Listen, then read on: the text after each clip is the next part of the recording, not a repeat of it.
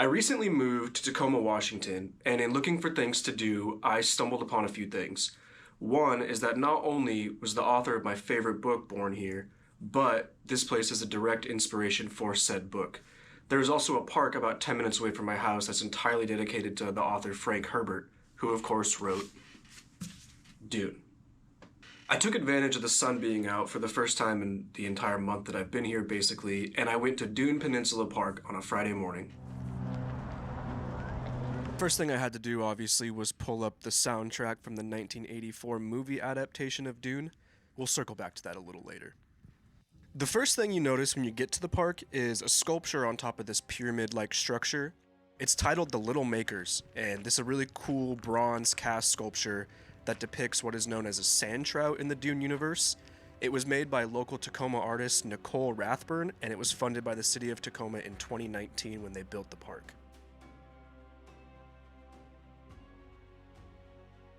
The rest of the park is packed with Dune Easter eggs, the most obvious being the main path that goes around the park is called Frank Herbert Trail.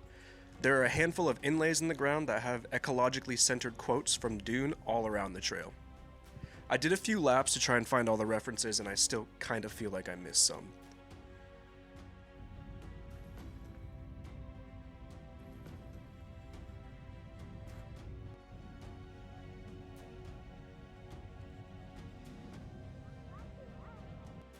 Walking around this park gave me some inspiration to make this video and talk about why I love the Dune franchise so much. So let's hop into that.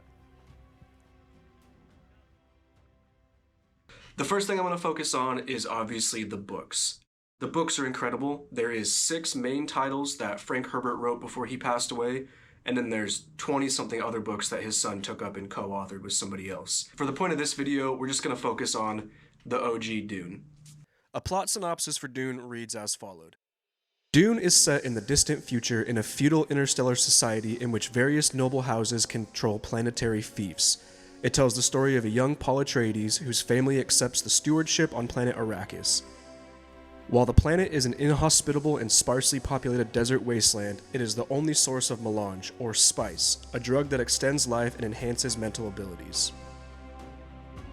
Melange is also necessary for space navigation, which requires a kind of multi-dimensional awareness and foresight that only the drug provides. As melange can only be produced on Arrakis, control of the planet is coveted and a dangerous undertaking. The story explores the multi-layered interactions of politics, religion, ecology, technology, and human emotion as the factions of the Empire confront each other in a struggle for the control of Arrakis and its spice. Now this literally only scratches the surface of what's in the book. Our main character, Paul, follows a very traditional hero's journey. From being a child who belongs to a very powerful family on a distant, comfortable planet, forced to then relocate and govern an inhospitable desert planet that manufactures the only substance that allows for space travel and provides insane wealth, to, spoilers, becoming the godhead of a space religion that is responsible for roughly 61 billion deaths across the universe. Obviously, a lot happens in between. Space religion, political corruptness, assassination attempts, ancient secrets, incomprehensible powers both physical and mental, ecological disasters, large-scale global warfare, feverishly psychoactive drugs that are part of the planet itself, and giant 400-yard-long sandworms. I could go on, but that should give you a good idea of what we're dealing with here. Now, it is admittedly kind of a tough read, especially at first. Sitting at a brief 884 pages, this one's pretty thick. The first 150 to 200 pages will just kind of have you like, what the f***? But it does flesh itself out very well if you allow yourself the time to get invested in it and learn how to read it. Frank Herbert's writing style is very unique and often leans more into philosophical things, like this quote from the book here. Greatness is a transitory experience. It is never consistent. It depends in part upon the myth-making imagination of humankind. The person who experiences greatness must have a feeling for the myth he is in. He must reflect what is projected upon him, and he must have a strong sense of the sardonic. This is what uncouples him from belief in his own pretensions. The sardonic is all that permits him to move within himself. Without this quality, even occasional greatness will destroy a man. One thing to keep in mind is that Dune is the OG when it comes to a lot of its elements in storytelling. It might seem like a lot of it's kind of basic and kind of tropey, but you gotta realize that Dune's over 60 years old and it did it first. Dune has had direct influences over many mainstream sci-fi works, including Star Wars, Blade Runner, 2001: A Space Odyssey, Mad Max, Alien, Tremors, Stargate, and so many other things. There is also tons of music based on the books. Some of my favorites being the hardcore band Shai Hulud and the Iron Maiden song To Tame a Land. There is also an entire concept album from the artist Grimes about the Dune books. Moving on from the books, there's also several movie adaptations of Dune. The first one being 1984 Dune, directed and written by David Lynch. It's flawed, but I still think it's a really awesome movie. Starring Kyle MacLachlan as a young Paul Atreides, this movie does a pretty good job of hitting the plot points and conveying the general message of the story.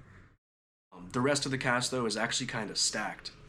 Aside from MacLachlan, we got Patrick Stewart, Dean Stockwell, Virginia Madsen, Jose Ferrer, Sting, Linda Hunt, and Max von Sydow.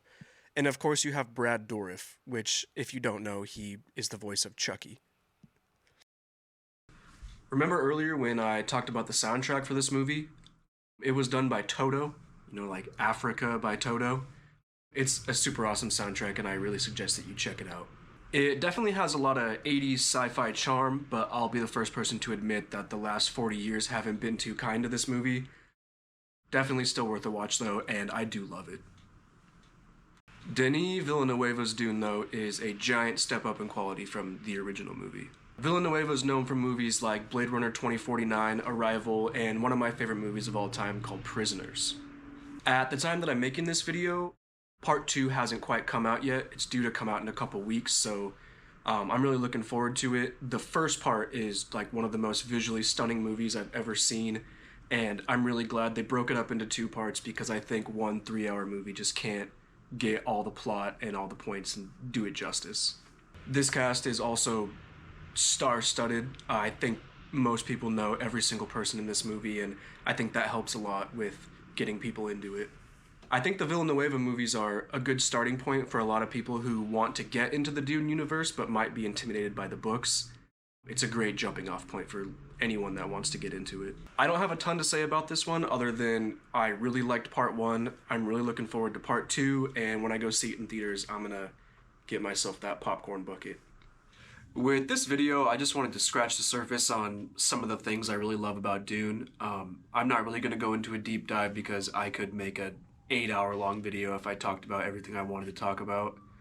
Mostly, if you're apprehensive about getting into it, I would say just go for it. You'll probably really like it, and if you don't, whatever. Well, that's pretty much all I got for you today. I think Dune's pretty sweet. I hope that you do too, and thanks for watching the video.